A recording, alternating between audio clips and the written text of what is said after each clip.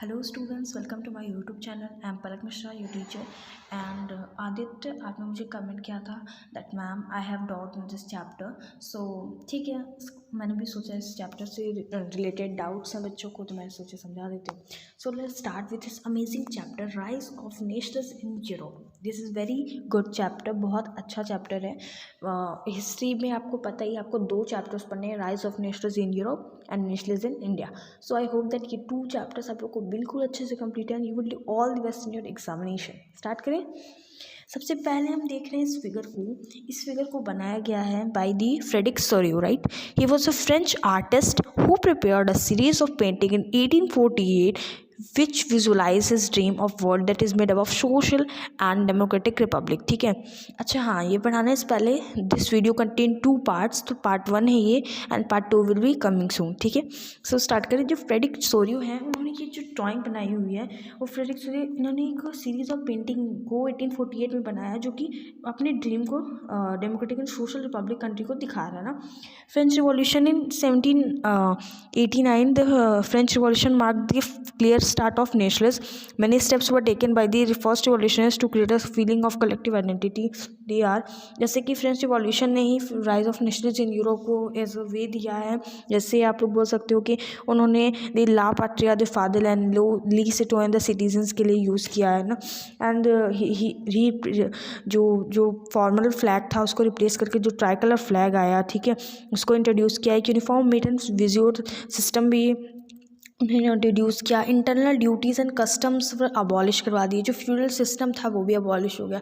जो उन्होंने जो फ्रीडम दे दी, जो पीजेंट्स थे जिनकी जितने भी बाकी थी, ऐसा बोल सकते हैं ना कि जितने ड्यूज़ मैनोरियल ड्यूज़ बाकी थे उन सबको उनको छुट्टी कर दी, राइट. फिर आते हैं हमारे भाई नेपोलियन. ठीक है, भाई नहीं है Napoleon destroyed democracy in France. पहले नेपोलियन आया, बहुत अच्छा, उसका दो फेस था, गुड फेस बैड फेस दोनों था. जो नेपोलियन था उन्होंने पूरी तरीके से डेमोक्रेसी को डिस्ट्रॉय कर दी फ्रांस में. वो एक सिविल कोड लेकर आया 1804, आज सुनो नेपोलियनिक कोड. उसमें कुछ फीचर्स थे. What are the features of the code, आपको एग्जाम में पूछ सकता है. This is important topic, so ध्यान से समझिए. All birth rights and privilege for abolish. जो बर्थ राइट, जैसे राजा का बेटा राजा बनेगा, ये सब अबॉलिश कर दिए. इक्वालिटी बिफोर लॉ, इक्वालिटी, बहुत अच्छे अच्छे राइट्स उन्हें निकाल रहे थे. Right to property was secure, removal of guild restriction. But अच्छे के साथ उसने कुछ बुरे भी काम किए थे, जैसे कि उसने सेंसरशिप को लागू कर दिया था. अब आप पूछो कि what is the meaning of censorship ma'am. So देखो, सेंसरशिप मतलब होता है कि जैसे मैं हूँ, ठीक है, अब मैं रूल कर रही हूँ, तो मैं नहीं चाहती कि मेरे खिलाफ कोई बोले, राइट. तो मैं, अगर कोई मेरे खिलाफ जाएगा तो मैं उसे मरवा दूंगी, right. So this like that, मैं नहीं मरवाऊंगी. ठीक है, मतलब मैंने एज ए एग्जाम्पल लिया है. बच्चे कमेंट करना स्टार्ट कर देंगे मैम आप मरवा देंगी, इसलिए मैंने बता दिया. अच्छा चलो, तो न्यू मिडिल क्लासेस के बारे में पढ़ लेते हैं. Naturally the aristocrats were the dominant population both politically and socially. जो एरिस्टोक्रेसी थी वो एक डोमिनेंट मतलब पॉपुलेशन थी. डोमिनेंट यानी क्या होता है, अब बायोलॉजी में पढ़े हो ना, डोमिनेंट और रिसेसिव. डोमिनेंट यानी कि जो हाई पोजीशन पे हो, राइट. रिसेसिव मतलब होता है, अब मैं बायो में नहीं जा रही, आपको बस एग्जांपल दे रही हूँ ना. How ever the majority of population the continent for peasants. Peasant की संख्या ज़्यादा थी, जबकि उन्हें डोमिनेंट बताया गया था, राइट.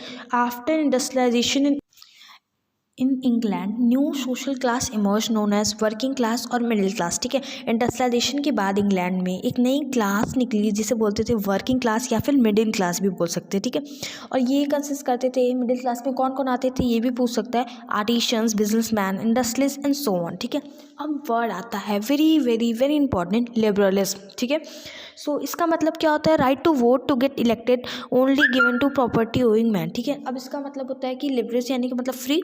सो फ्री होने में वहाँ पे जो सिस्टम था वो फ्री नहीं था, सबके लिए फ्री नहीं था ना. यानी कि जो property own man were excluded from the, नहीं, जो राइट टू वोट था वो सिर्फ और सिर्फ जो पीपल जिनके पास राइट प्रॉपर्टी थी वही वोट दे सकते थे. एंड जो प्रॉपर्टी लेस मैन थे were prohibited from the political rights and women will not have right to vote. ये तो मैं बता ही देना. सो देखो, ये जो वर्ड है वो लैटिन वर्ड रूट लिबरल से आया हुआ है. Nationalism, liberal nationalism stood for the end of the clerical privilege aristocracy and also for representation form of government through a constitution and parliament. देखो ये जो लिबरल नेशनलिज्म थे ये चाहते क्या थे कि ये जो डोमिनेंट रिसेसिव ये जो चीज़ें हैं ये सब हट जाएँ, और अरिस्टोक्रेसी जो है जिनको बहुत ज़्यादा राइट मिले, जो प्राइविलेज प्राप्त है इन लोगों को, दे आर फ्रॉम एक्सक्लूडेड ना, या फिर वो इक्वल राइट दें या फिर सबसे छीन ले, राइट, ये चाहते थे। अब आता है आप लोगों का very important topic which is new conservatism for after 1815। 1815 के बाद नया कंजर्वेटिज्म आया था। 1815 में जन European power Russia Britain Austrian Prussia after defeated Napoleon, Napoleon was defeated in 1815, battle of Waterloo था, याद है ना। दे कलेक्टिवली मेड इन वेना। तो एक vena, what is vena treaty, यानी कि एक ऐसी सिग्नेचर जिसमें बोल सकते हैं कि you have some documents and you have sign it, ठीक है। तो वो डॉक्यूमेंट था जिसमें कहा जाता है यूरोप की सेटलमेंट के लिए, इसे बोलते हैं treaty of Vienna 1815। According to this treaty what was happen, जो बोर्बन डायनेस्टी थी जिन्हें नेपोलियनिस्टिक पावर को छीन ली थी, वो रिस्टोर्ड टू पावर। फ्रांस अपनी सारी टेरिटरीज को लूज कर देगा ड्यूरिंग द नेपोलियनिक वॉर।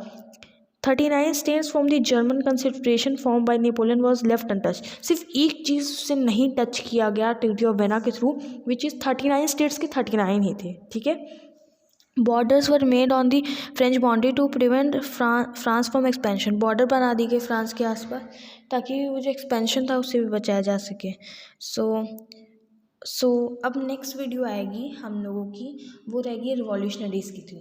सो तब तक के लिए goodbye, thank you so much for watching this video. Okay, bye bye, take care.